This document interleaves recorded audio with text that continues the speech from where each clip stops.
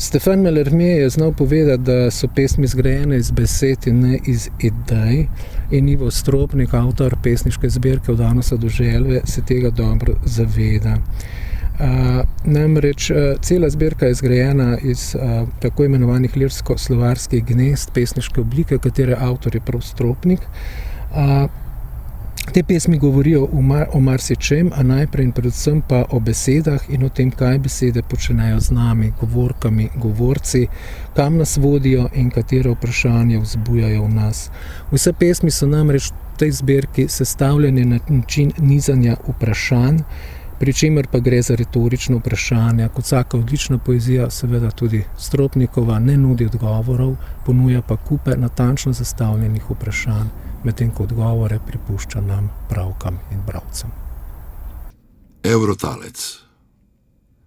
Presvetla Evropica, kakšnega človečnjaka si želiš izumreti? A še mora biti sesalec in prostitutsko ustrežljiv? Naj bo s čeljustjo odporen na nizke udarce, z vampirskimi podočniki, visoko rasel in plavolas?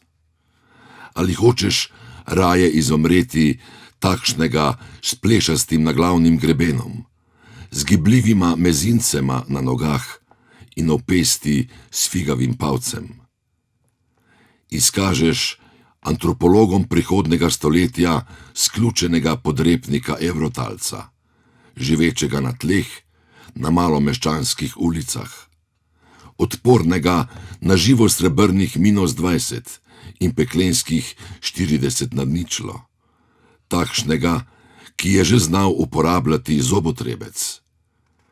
A si želiš redek muzejski primerek Evrotalca s pokončno hrbtenico ali rajši nagačenega bodybuilderja? Morda kakšnega, ki je prepuščal svoje pobite pokojne pokopavati naključnim Evrotalcem?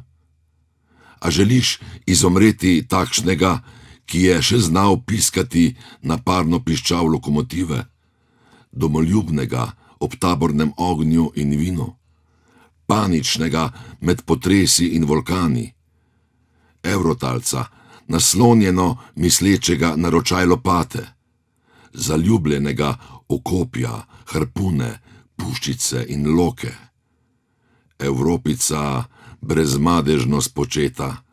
A si želiš izumreti vrezovalce globokih ran in izvirnih grehov, Evrotalce, ki so v zatesnjenih promenadnih skafandrih razvijali lasten zrak in odprtih ust dihali škrgami, za svojim hrbtom iščoči tvoj pravi obraz?